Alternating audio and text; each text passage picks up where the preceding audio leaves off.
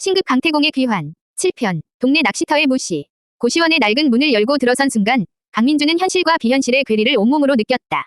불과 1시간 전만 해도 그는 목숨을 걸고 괴물과 싸웠다. 하지만 그의 세상은 변한 것이 없었다. 곰팡내가 진동하는 한평 남짓한 공간, 바닥에 아무렇게나 놓인 컵라면 용기, 그리고 처참한 그의 행색.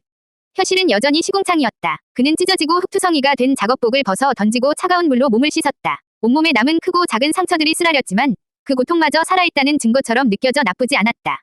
상처를 대충 소독하고 깨끗한 옷으로 갈아입고 나자 비로소 정신이 좀 드는 듯했다. 그의 시선이 낚시 가방에 꽂혔다. 그 안에 든 전리품들, 흉포한 베스의 비늘과 이빨, 그리고 정체 모를 어종의 정수. 이것들을 어떻게 해야 할까? 평범한 물건이 아닌 이상 일반 시장에 내다 팔 수는 없을 터였다. 정보가 필요해. 민주는 낡은 노트북을 켰다. 몬스터 재료, 게이트 부산물 거래 등 생각나는 단어들을 닥치는 대로 검색하기 시작했다. 물론 그런 검색어로는 아무것도 나오지 않았다. 세상은 아직 평온했고 물밑에서 무슨 일이 벌어지고 있는지 아는 사람은 극소수에 불과한 듯했다. 그는 방향을 틀었다. 낚시꾼, 희귀 어종, 낚시 동호회. 좀 더 현실적인 단어로 검색을 이어가던 중 그는 국내 최대 규모의 낚시 커뮤니티 사이트를 발견했다. 수많은 게시판 중 그의 눈길을 끈 것은 그들만의 리그라는 이름의 비밀 게시판이었다. 회원 등급이 아주 높아야만 들어갈 수 있는 곳이었지만 다행히 게시판의 일부 글들이 검색 엔진에 노출되어 있었다. 제목, 서해안 안개섬 좌표 구합니다. 영물급 인면허 출연 정보 있음. 제목, 염용어의 심장 삽니다. 가격은 부르는 대로 드립니다. 제목, 협회 등록 심사 이번에 또 떨어졌네요. 등급 올리기 너무 힘듭니다. 민준의 눈이 커졌다. 인면허, 염용어, 그리고 협회. 그가 겪은 일이 결코 혼자만의 망상이 아니라는 증거였다. 이 세계에는 이미 각성한 낚시꾼들이 존재하고 그들만의 사회를 이루고 있었던 것이다. 그는 좀 더 정보를 찾아 헤맸다. 낚시꾼 협회는 정부의 묵인하에 설립된 사설기관으로 각성한 낚시꾼들을 관리하고 억영에서 나온 부산물을 공인된 경로로 유통시키는 역할을 하고 있었다. 협회에 등록된 낚시꾼이 아니라면 부산물을 제대로 된 값에 파는 것은 거의 불가능에 가까웠다. 협회에 등록하려면 실적이나 추천이 필요하군. 아직 그에게는 둘 다 없었다. 그때 그의 눈에 흥미로운 게시글 하나가 들어왔다. 제목, 속보, 인근 송탄 유료 낚시터에서 월광 잉어 목격담. 별표 내용, 오늘 새벽에 송탄 낚시터에서 온몸이 달빛처럼 빛나는 잉어를 봤다는 사람이 나타났습니다. 희귀 어종인 월광 잉어가 맞다면 대박이겠네요. 월광 잉어의 비늘은 고유의 묘약 재료로 쓰여서 값도 엄청날 텐데. 송탄 유료 낚시터. 그가 사는 고시원에서 버스로 새 정거장 거리에 있는 곳이었다. 민준의 심장이 뛰기 시작했다. 월광 잉어. 이름부터 범상치 않았다. 만약 저것을 낚을 수만 있다면 협회에 자신을 증명할 확실한 실적이 될 수 있을 터였다. 그는 망설이지 않았다. 베스의 비늘과 이빨, 정수를 가방 깊숙이 챙기고 새롭게 태어난 만어조종을 들었다. 그리고 지갑에 남은 마지막 10,000원짜리 한 장을 쥐고 낚시터로 향했다. 송탄 유료 낚시터는 평일 오전임에도 불구하고 꽤 많은 사람들로 붐볐다. 대부분 수백만 원을 호가하는 최신형 낚싯대와 장비로 무장한 중년 남성들이었다. 그들 사이에서 허름한 옷차림의 낡은 낚시 가방을 맨 민준의 모습은 누가 봐도 이질적이었다. 어이, 총각, 여긴 처음인가? 입어료를 내고 자리를 잡으려는데 옆자리에서 낚싯대를 여러 대 펼쳐놓고 있던 배에 나온 남자가 말을 걸어왔다. 그는 민준의 행색과 특히 손에 들린 낡은 대나무 낚싯대를 위아래로 훑어보며 비웃음을 감추지 않았다. 그거, 박물관에서 훔쳐왔나? 요즘 세상에 누가 저런 걸로 낚시를 해. 주변의 다른 낚시꾼들도 힐끔거리며 비웃는 기색이 역력했다. 민준은 대꾸하지 않고 묵묵히 채비를 시작했다. 이런 무시는 지난 몇 년간 지겹도록 겪어온 일이었다. 말로 반박하는 것보다 실력으로 보여주는 것이 훨씬 확실한 방법이라는 것을 그는 알고 있었다.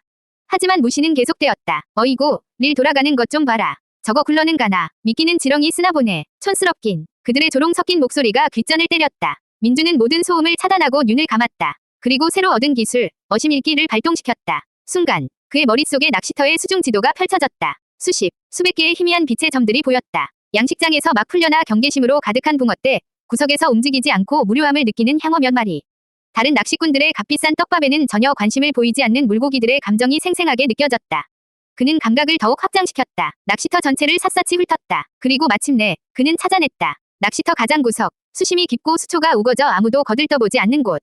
그곳에 다른 빛들과는 비교도 되지 않는 유난히 맑고 고요한 빛의 점 하나가 떠 있었다.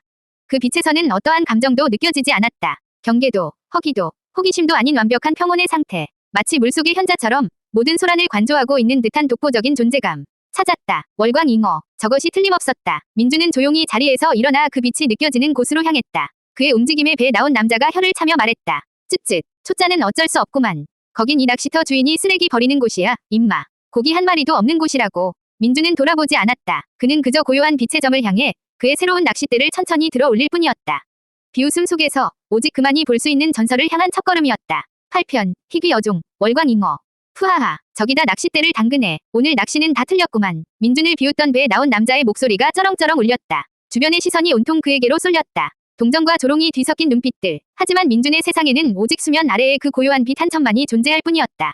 그는 낚시 가방을 열고 떡밥 그릇을 꺼냈다. 일반적인 떡밥으로는 저 특별한 존재에 관심을 끌 수 없을 터였다. 그는 잠시 고민하다가 가방 깊숙한 곳에서 작은 봉투 하나를 꺼냈다. 그 안에는 흉포한 베스에게서 얻은 어종의 정수가 들어있었다. 영롱한 빛을 내는 작은 구슬. 그는 구슬의 표면을 손톱으로 살짝 긁어냈다. 그러자 미세한 가루가 떨어져 나왔다. 그는 그 가루를 떡밥에 섞어 정성껏 반죽하기 시작했다. 그러자 놀라운 일이 벌어졌다. 평범했던 떡밥 반죽에서 은은한 푸른빛이 감돌기 시작했다. 만화가 담긴 미끼, 어심 읽기에 이어 그가 처음으로 시도하는 각성한 낚시꾼으로서의 기술이었다. 저건 또 뭐야? 미끼에서 빛이 나네. 밤낚시하려고 약광 미끼를 만들었나? 비웃음 소리가 다시 들려왔지만 민준은 아랑곳하지 않고 빛나는 미끼를 낚싯바늘에 달았다.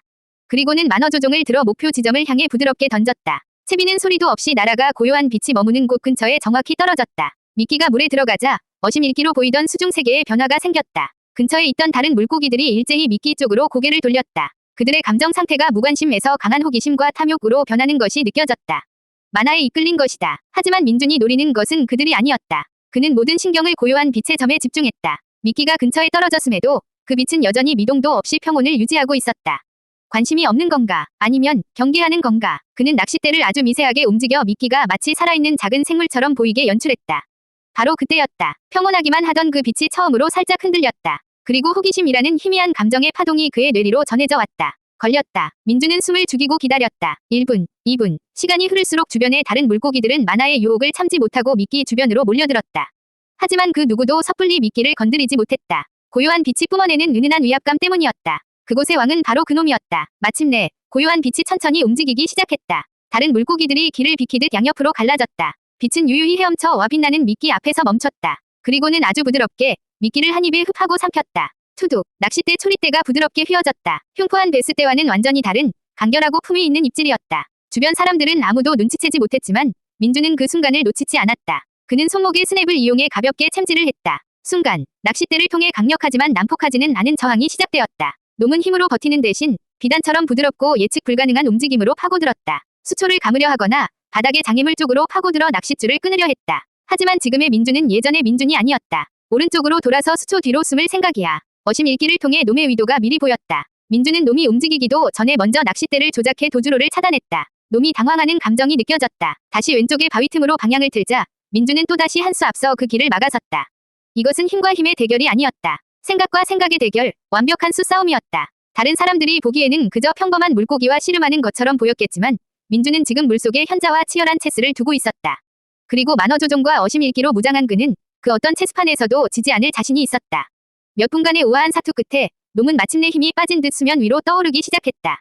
그리고 그 모습이 드러나는 순간 낚시터의 모든 소음이 거짓말처럼 멎었다. 물 위로 떠오른 것은 물고기가 아니었다. 마치 달빛을 그대로 깎아 만든 것 같은 하나의 보석이었다. 온몸의 비늘 하나하나가 진주처럼 영롱한 빛을 발하고 있었고 유선형의 몸체와 나비의 날개처럼 우아한 지느러미는 살아있는 예술 작품 그 자체였다.